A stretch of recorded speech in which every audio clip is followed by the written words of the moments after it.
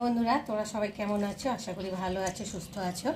তো আমিও ভালো আছি। মৌসুমি অফিসিয়াল চ্যানেলে তোমাদের সবাইকে জানাই স্বাগত জানিয়ে আজকে শুরু করছি নতুন একটা ব্লগ। চলো তোমরা দেখতে থাকো, আশা করি ভালো লাগবে।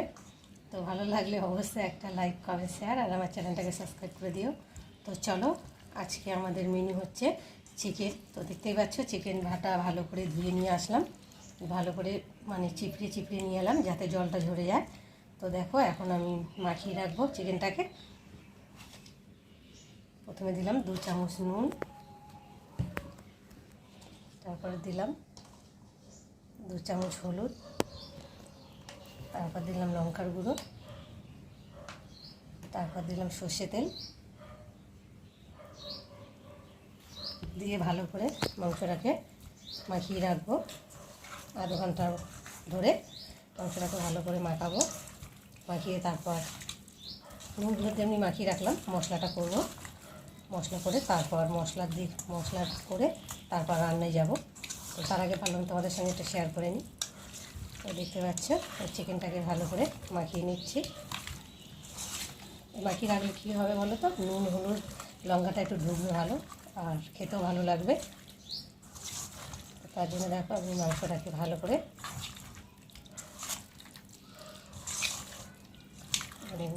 কষলে মেখে নিই ভালো করে।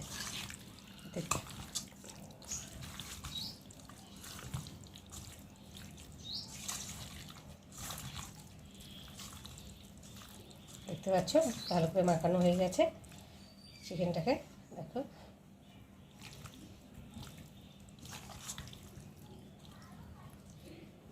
দেখতে পাচ্ছ ভালো করে হলুদ দিয়ে লঙ্কা দিয়ে চলে এসেছি। তো ভাত ফুটছে, দেখতে পাচ্ছ। এই দেখো, ভাত সবে ফুটেছে আর রান্না জোগাড় করে নিয়েছি। তো এখানটা হয়েছে, দেখতেই পাচ্ছ, চিকেনটাকে মাখিয়ে রেখে দিয়েছি। আর এখানটায় যে মশলা করে নিয়েছি, আদা, রসুন, পেঁয়াজ, জিরে, লঙ্কা সব মশলা রেডি করে নিয়েছি চিকেনের জন্যে। আর এখানটায় রয়েছে আলু, উচ্ছে, বেগুন দিয়ে তরকারি করব। আর এখানটা দেখো, বকফুল ভিজিয়ে রেখেছি, তো বকফুলের বড়া করব। তো বকফুলের বড়া আজকে রেসিপি তোমাদের সাথে শেয়ার করব। তো তার জন্যে দেখো, এখানে বেসন নিয়ে নিয়েছি আর আতপ চালের গুঁড়ো নিয়েছি। আর এখন দেখো, বকফুলগুলোকে ছাড়াবো। তো দেখতে পাচ্ছ, বকফুলের ভেতরের যে সাদা অংশটা আছে ওইটাকে বার করে দেবো। এই যে দেখতে পাচ্ছ। আর এই নিচের এইটাকে ফেলবো না, নিচের যে সবুজ অংশটাকে এটা রেখে দেবো। এটা দিয়ে ধরে ধরে খেতে বেশ ভালো লাগবে। তো তার জন্যে আমি ওইটা ফেললাম না, আর এই ভেতরে সাদাটাকে ফেলে দেব। সবগুলোকে এইভাবে ফেলে দিয়ে দেবো। দেখতে পাচ্ছ, বকফুলগুলো সব ছাড়িয়েও নিয়েছি, দেখতেই পাচ্ছ ভেতরের অংশটাকে। আর এখন চলে এলাম ম্যারিনেট করার জন্যে। তো দেখতে পাচ্ছ, একটা পাত্র নিয়েছি, আর এখানটা নিয়েছি দেখতে পাচ্ছ বেসন, আর নিয়েছি চালের গুঁড়ো, আর দেবো লঙ্কার গুঁড়ো, আর দেবো কালো জিরে, আর দেবো হলুদ সামান্য, আর দেবো স্বাদ অনুযায়ী পরিমাণ মতো নুন,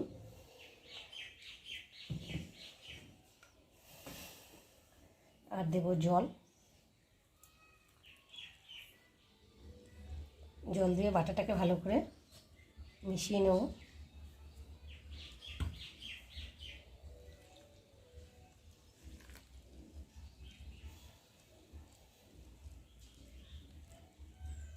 বন্ধুরা, ব্যাটারটা বানানো তৈরি হয়ে গেছে, দেখতেই পাচ্ছ কতটা সফট হয়ে গেছে। এই দেখো, মাখিয়ে নিয়েছি, দেখতে পাচ্ছ। দেখলে আমি বকফুলের বড়া ভাজার জন্যে ম্যারিনেটটা তৈরি করে রেখে দিয়েছি, দিয়ে চলে এলাম একটু চিকেন বানানোর জন্যে। তো দেখো, আমি এখন চিকেনের আলুগুলোকে ভাজা হয়ে গেছে, আর এখন আমি তুলে নেব।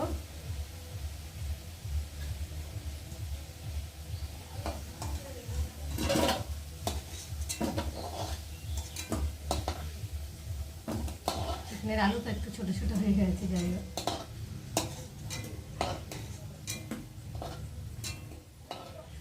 তো ভাজা হয়ে গেছে, আর তুলে নিচ্ছি। আর তেল দেবো না, দেখো যা তেল আছে ওই তেলেই করবো, কেননা আর চিকেনটা মাখাবার সময় তেল দিয়ে মাখিয়ে রেখেছি অনেকটাই। তো চলো এখন আমি ফোড়ন দেব।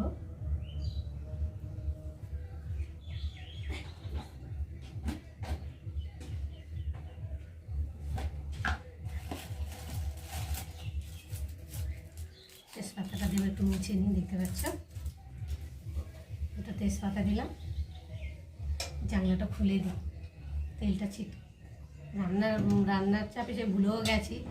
তো দেখো এখন আমি তেলটা গরম হয়ে গেছে আর তেজপাতাটাও ভাজা হয়ে গেছে। আর এখন পেঁয়াজগুলোকে দিয়ে ভালো করে ভেজে নেব।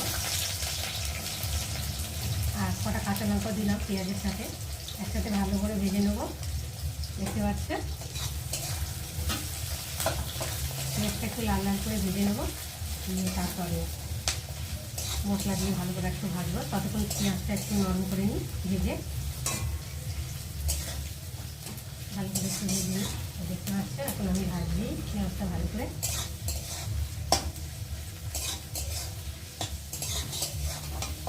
বড়াটাকে মানে তরকারি হয়ে যাবে, লাস্টে বড়াটাকে ভেজে নেব। না আগে তরকারিগুলো যা যা তরকারি হবে সব করে নিই, পরে আবার সবার লাস্টেই বড়াটা ভেজে নেব। তো ম্যারিনেট করে রেখে দিলাম। একটু ম্যারিনেট করে রেখে দিলে মানে ভালো হয়, খেলেও ভালো আর খেতেও ভালো লাগে। তো যাই হোক আমি ভালো করে পেঁয়াজটাকে ভেজে, পেঁয়াজগুলো ভাজা ভাজা হয়ে গেছে দেখতে পাচ্ছ। আর এখন আমি আদা রসুন জিরে বাটাগুলো দিয়ে দেবো, দিয়ে একটু ভালো করে ভেজে নেবো মশলাটা, যাতে কাঁচা গন্ধ ভাবটা না বেরোয়। দেখতে পাচ্ছ দিয়ে আর এখন আমি চিকেনগুলোকে দিয়ে দেবো। দেখতে পাচ্ছ চিকেনগুলোকে ভেজে দিলাম,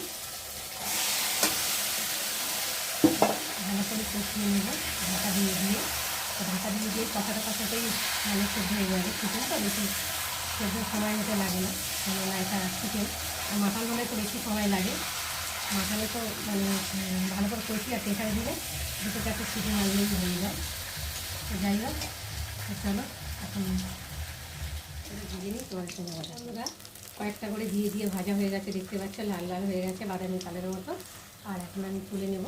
খুব ছোটো ছোটো ফুলগুলো তো তাই জন্য বড়গুলোও খুব ছোটো ছোটো হয়েছে দেখতে পাচ্ছ।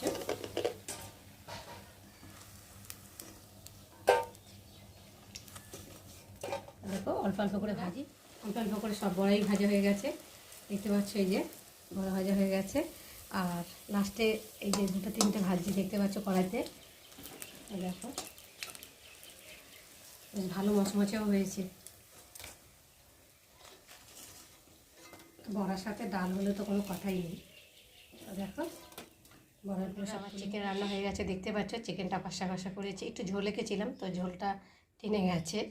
তো দেখতে পাচ্ছ একটু কষা কষা মতন হয়ে গেছে। তো মুরগির মাংস একটু কষা কষা ভালো লাগে, ঝোল হলে বেশি খুব একটা ভালো লাগে না। যাই হোক তো চলো দেখো এখন সেই বক ফুলের বড়া আর রয়েছে দেখতেই পাচ্ছ উচ্ছে বেগুন আলু দিয়ে একটা তরকারি। তো চলো আজকের দুপুরে আমাদের এই মেনু, এখন আমরা খেতে বসবো।